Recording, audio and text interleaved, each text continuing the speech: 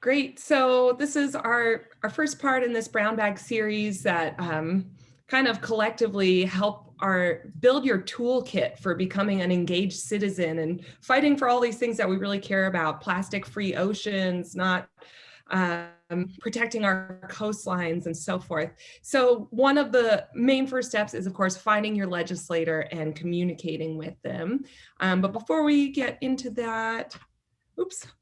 Just a reminder of our mission at Surfrider, dedicated to the protection and enjoyment of the world's ocean waves and beaches for all people through our powerful activist network like you all.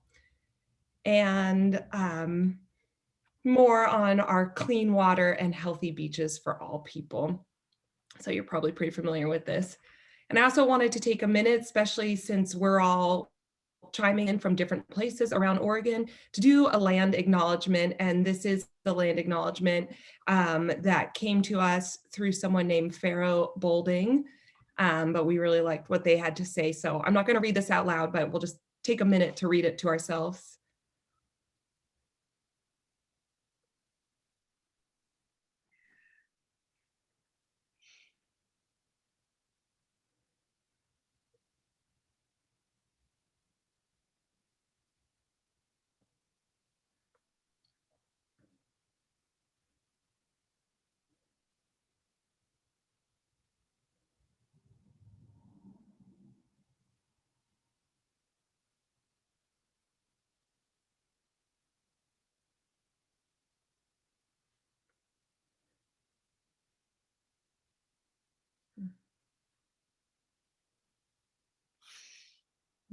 So, yeah, we think it's really important to always remember the history and the current status of the land that we're on and do our best to protect it. And of course, the way that we can protect land now is through our land and water, is through the government system that we have set up. So that's the system that is in place. And so we do our best to work within that system for the greater good.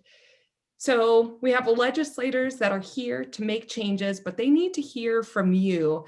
And, you know, they can seem like they're these far off, distant people who don't really connect with the public, but they really do listen to citizens. So quick overview of the Oregon legislature.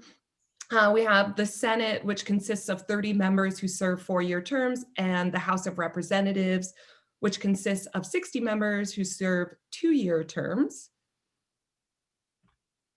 And here's a map that shows you the 30 districts of the Senate. So you can see by the colors, red and blue, kind of what the political makeup is of these zones.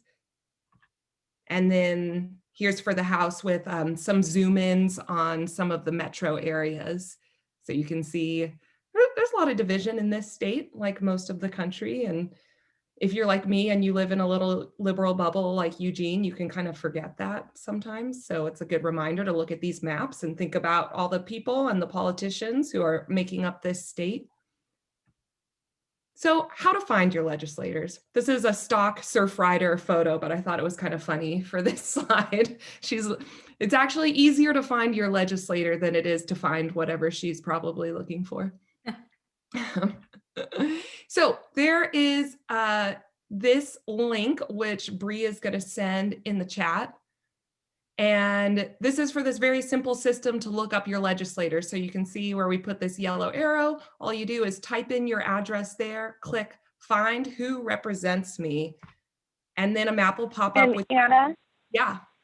Sorry, I just want to jump in here because we have a lot of rural areas in Oregon that don't get mail delivery, myself included. We're used to using our PO box, but voter registration and therefore representation goes by your physical address. So it's really important to put your physical address in that form and not your PO box, because you might get matched up with the wrong person, which I just had to work through with someone the other day. Great, thank you. Excellent reminder, Bree. So once you put in your physical address and find who represents me, the first person that will show up is your senator, and it tells you a little bit about them. And if you didn't know your district number, you can find out, your district number 5, your senators from the Republican Party. And then it also has their contact information with links to their email address and website. And then if you click the House tab, you'll see that it's a different district, District 9, and you find out a little bit about that person, Boomer Wright. You might find out they have an unusual name. I think a lot of people in Oregon don't know the names of their representatives if they're not that tapped into all this. And then the third tab is for Congress, for your federal congressperson, which we're not really working with them right now on these state bills, but good to know their contact information as well. So it's a great idea to find out more about your senator or representative. You can click that link to their website. You can look them up on social media. They all have social media handles on Twitter, on Facebook, on Instagram. If you're a social media user, just go into the search function and say, DeFazio, Oregon, and you'll find it. You can sign up for their newsletter, and they all have an option to do that on their website. You'll see on this next page. And you can also look at the track record of how they voted. The Oregon League of Conservation Voters, shortened to OLCV, really keeps track of how all of these people are voting. And the scorecard is a great way to see their track record. Are they always voting against environmental concerns, always voting for them? Are they a mix? Because that can really help dictate how you're going to communicate with them, because sometimes the communication is just, thank you for what you've been doing. You have always supported bills that protect the ocean, and we want you to continue to do so. And you might have to change that language if it's somebody who doesn't have a good track record of promoting environmental concerns. So here you can see where you can enter your info to subscribe to their newsletter. And that's a great way to get to know them, because also depending on the different person, they might have town hall sessions or Q&A sessions, and you'll find out a little bit more about what they're doing to reach out to the public and how they want to be communicated with and so forth. And then here's a screenshot of what that environmental scorecard looks like. So you can search by specific people. You can see up in the tab, you can search by representative, by senator, or by specific bill. So here's the polystyrene ban from a previous session, that's 2883, and you can scroll down this list and look at the House and Senate votes. So for communication methods, we have a few different methods. You can call. Be prepared a lot of times to leave a voicemail. They often are not there. And if you are a person who would prefer voicemail because you don't actually want to be speaking in real time with somebody, if that's just not what you want to be doing, just call after hours or on the weekend, and then you can be sure to leave a voicemail. And we'll talk a little bit more about calling. You can also email. All of their emails are on their websites and on that Find Your Legislator website. You can try and set up a meeting with them. Of course, these days that's virtual, but that can be a more accessible way to meet with them. And you can tag them on social media, which isn't as much of a two-way conversation, but it's definitely a way to get their attention. All these people are on social media. And I've heard there's specifically, like I know Senator Wyden, I was at another workshop where they were talking about a bill that Senator Wyden is trying to pass, and they said he's very aware of every time he gets tagged on social media. So knowing that is, yeah, good to know. So it's kind of a standard formula for communication. You want to share about yourself, your name, where you live, maybe whether you're a business owner or a teacher or whatever you're doing in your community. Why you care about this issue. Maybe you see trash washing up on your local beach, or you've seen animals entrapped in plastic and so forth. What you are doing personally to address the issue, and what you want them to do to support the issue. This is when it's really important, if applicable, to say the specific bill. Say, I'm asking you to support House Bill 2617, because even if they're just skimming through an email, they'll see that, and then they'll know that there is a direct and specific action that their constituents want them to take. So here is a sample script if you were going to be making a phone call, and I thought maybe Bree could volunteer to read it out loud to put her on the spot. Sure. Well, I made this person up. So my name is Sarah, and I live in Depot Bay. I walk on the beach every day, and I can't remember the last time I didn't see plastic. I'm always worried about my 3-year-old daughter picking up those small plastic pieces and swallowing them. And I, of course, worry about seafood doing the same thing, and then we're eating it. I want Representative Gomberg to vote yes on House Bills 2365 and 2617 to protect our coasts and our communities from harmful plastic pollution. I'd be happy to discuss this more with the representative and can follow up via email with some more information about the bills. And just a note, because I didn't say I want you to vote yes, oftentimes when you're on the phone, you are talking to a staff member and not the representative or senator themselves. Great. Thank you for that.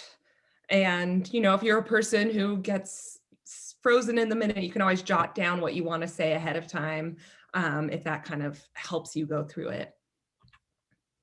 And a little bit more on what it might be like to actually have a meeting, and Bree has more to say on this. Yeah, so these photos are from an event that we actually had in Salem, obviously pre-COVID, and Jean might be able to recognize who's on the left. It's Elizabeth Roberts with the lightsaber, and the gentleman taking the photo is Senator Roblin, her senator. And so this is my favorite, politicians are people to photos from that day. And some of the research that you can do, Senator Roblin, who has since retired, is a huge Star Wars fan. And so we kind of talked to him a little bit about Star Wars when we got into his office, and he got really excited and was showing us all of his collectibles. And then he encouraged us to actually play with them and was taking pictures. And it was just a super fun sort of icebreaker, getting to know each other thing before we started talking about the issue of plastic pollution. So that research can go beyond just, how they're voting, and maybe you have a personal sort of passion that is in common that you can kind of break the ice with, and it can make all of us feel more comfortable. And then on the right is a college student who was there that day that was asking senators and representatives to take a pledge to stop using a single-use plastic item. Great, thank you. Yeah, and I'm not quite sure if now having the ability to have virtual meetings during COVID, if people are more accessible for having meetings or not. I don't know if Bree, you have a sense of that?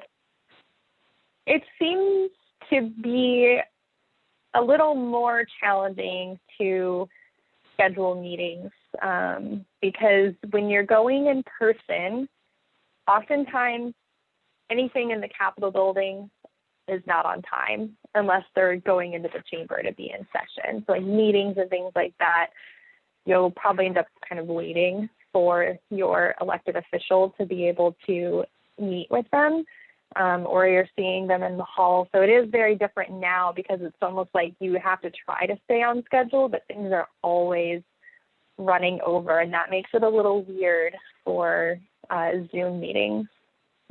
Something else I wanted to note for meetings is individuals can request these meetings, whether it's going to Salem whenever the building is open again, or virtually. But a lot of times what will happen is an event like this where Surfrider and our partners were scheduling these meetings, and then our volunteers were attending them. And so especially for Surfrider and other advocacy organizations, we usually help facilitate that scheduling with the elected officials, but anyone can schedule a meeting with their representative before senator if you want to have more of a conversation with them about the issues that you care about. Great. Thank you. And if you're a social media user, this should be pretty familiar to you, or maybe now's the time you want to become a social media user. It's a mixed bag. It's, can suck you in and be addictive, and it's not always great, but it's also the way so many people are communicating these days, and it's really a way to catch people's attention. So here's an example from Columbia Riverkeeper, who does great work, and making a post for the path to dam removal is here. And of course, this is from their actual organization, not from a specific individual. But if you were to make a post, let's say you found plastic on the beach and you say, I'm walking on my neighborhood beach and sick of seeing plastic, you could click down here where there's this little icon of a person. And this is on Instagram, but you can also tag people on Facebook. And then you can actually tag people. So here you can see all these people, all these senators and Governor Inslee are all tagged, and they see that, and it makes an impact because then it goes on to their social media account.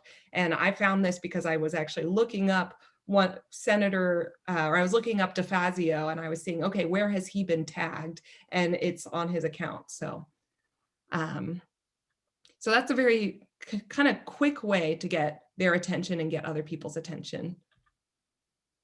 So those are kind of the basic ways to find and communicate with your legislator. And I thought we could open it up to you all and see, any questions you have, or if you've done some of this or heard about stories, anything you want to share, tips or anecdotes. And I'll just add one more thing quickly in terms of meetings and events.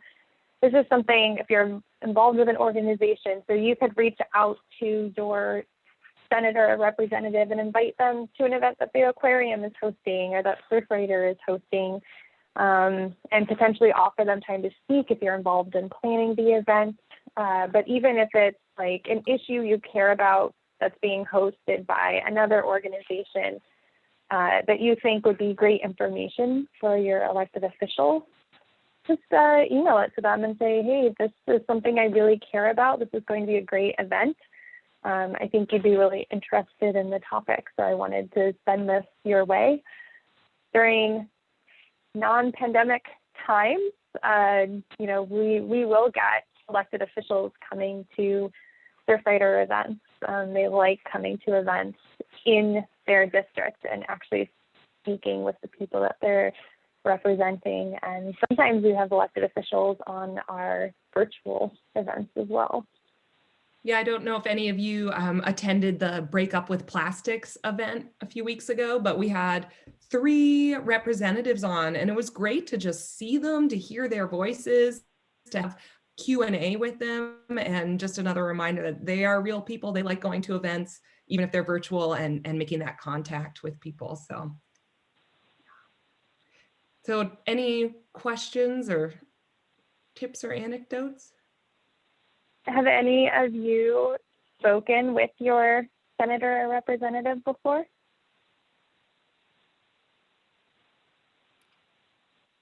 No. Only through email. Okay. And did they respond to you, or did their staff respond to you? Well, I mean, it's a form email. Got it. It was addressing my issue, but I think that it was sent by probably their staff. Mm-hmm. Yeah, Jean? Yeah, I've called senators and representatives before. Actually, I didn't start doing it until I lived here in Coos Bay with Surfrider, and it was a little awkward the first time. And I actually said that, like, I don't even know, I haven't even done this before. And of course I was speaking with a staffer, not the my actual representing person. But it was good. I've got now for me, I have to say this stuff and have it written out. I just do it on my computer screen before I make the call, so that I don't sound like a total idiot. And I try to be succinct, and like, I'm not trying to convince them of anything. I'm just trying to get the information across. Like the staffer, like they can't take a side or agree or disagree. But I have asked them questions before. So when I'm calling about a bill, I'm saying, so I have a bunch of things about, I want to talk about climate change. And I just, you know, I don't know how much detail you need me to go into, or if I should just list my points quickly. And the staffer said, I'm very aware about it, and I'll ask if anything you say isn't clear. So she clearly was appreciating me going quickly. Mhm. Yeah, that's Yeah, great. that's a great tip.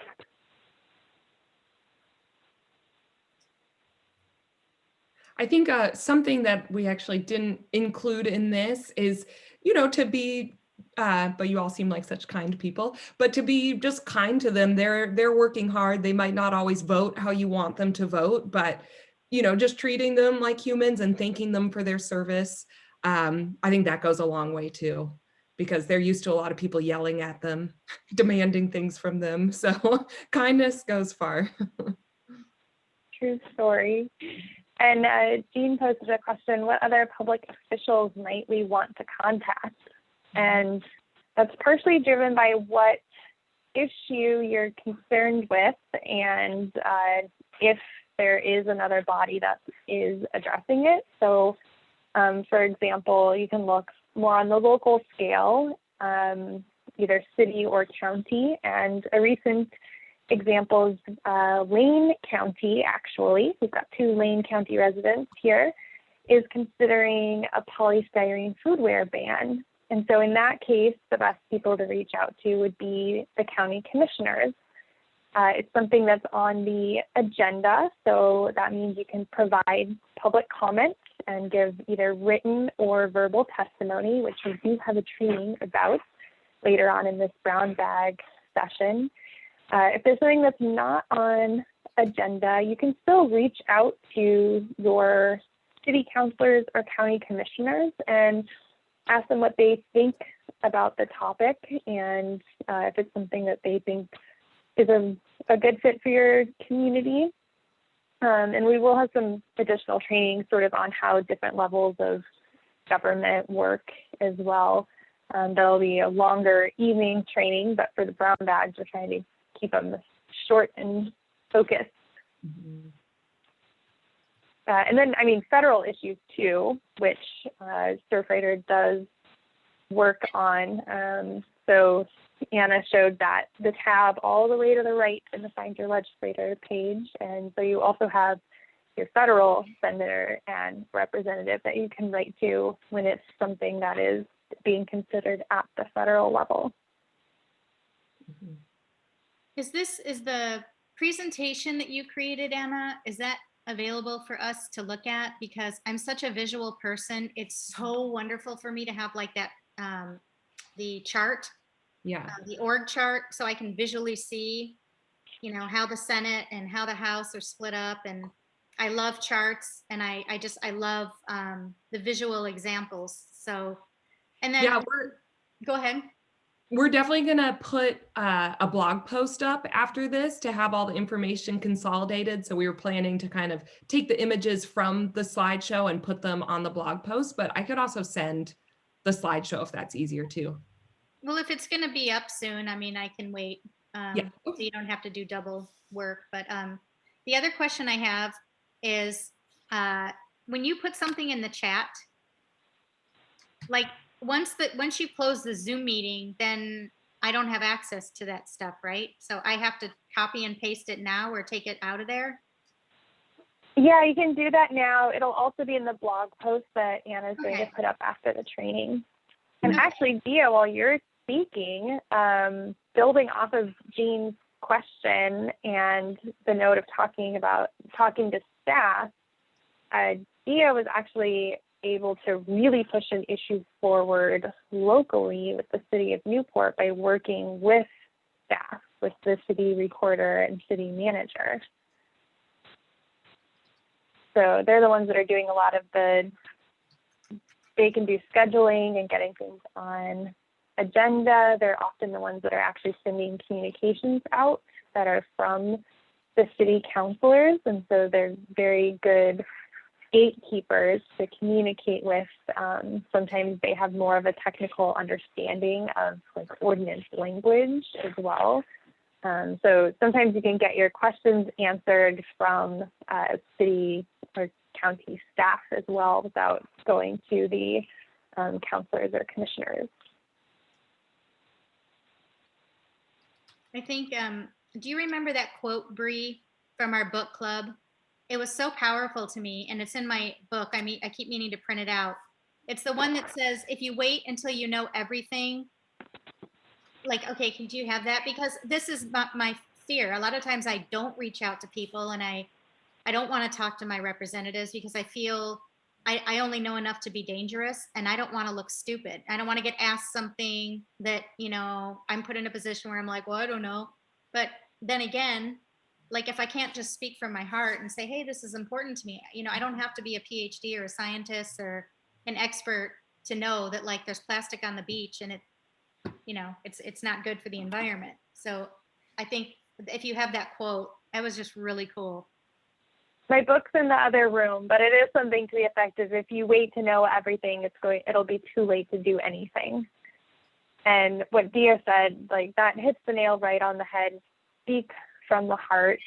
Oftentimes, a lot of our volunteers, and personally myself, even though I do actually work on policy, it's very easy to feel like, well, I don't know all of the details, and what if they ask me these technical questions? And typically, elected officials know who the experts are to consult, and they're working with some sort of legal counsel on that side of it. So they're not looking at their constituents to be policy experts. They're looking to their constituents to tell them what they care about and what the constituents want them to do about it. So they're not going to ask you, well, what do you think about this definition of single-use plastic bags? Should we include this chemical in there or not?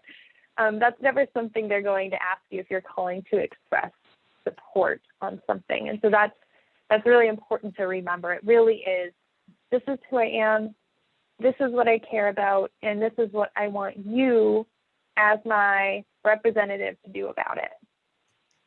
Thank you, because sometimes I feel like I have to be Charlie in order to talk to these people. And I love Charlie to death, but I feel so stupid when I talk to him. I don't even know what he's talking about half the time, just because I don't even know how the government works, really. So this is just, it's really helpful. Because that's his job and he's been doing it for 14 years, but you're a citizen of Oregon and you're just as important, you know, for your voice to be heard too. And they recognize that you don't need to be an expert. So to have your voice count. Thank you. Great reminder. That is such a reminder. So we have a new chapter that started forming last year, and I was setting up a meeting for them with one of their county commissioners, and they asked, well, why will they care what we say, and how do we have power? And remember, you're basically their boss. You elected them. I mean, even if you didn't vote for that person that won, their job is still to represent you. So, I mean, that's literally their job. So think of it as you kind of are their boss, really. They work for you. Here it is at the top of this flow chart is us, the electorate. Yeah. Wow. We are at the top, and then everything else steps out from there. So that's a good reminder. So we also want to make sure that, you know, we don't just think about it, but we actually do stuff. So we're going to ask you all to take action, which is to go on that website and find your legislator and their contact information, check out their website, look at that OLCV scorecard and see how they've been voting in the past, if there's record of that, and communicate with them in at least one format, whether it's tagging them on an Instagram post, leaving a voicemail, sending an email, and ask them to support House Bill 2617 for foam-free Oregon. Cool. And if you need any support on any of that, feel free to reach out to us. Mhm. So if you can just post or send us that slide just so that we can, that'd be cool. Yeah.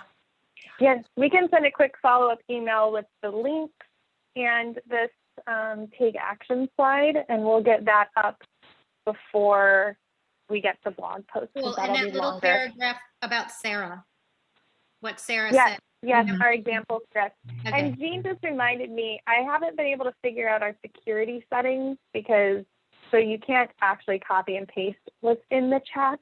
I'm trying to figure that out because I've been on Zooms where I can copy and paste. But if you click on the link and open it, then it'll be open in your browser, but we'll also send a quick follow-up with those links in the email.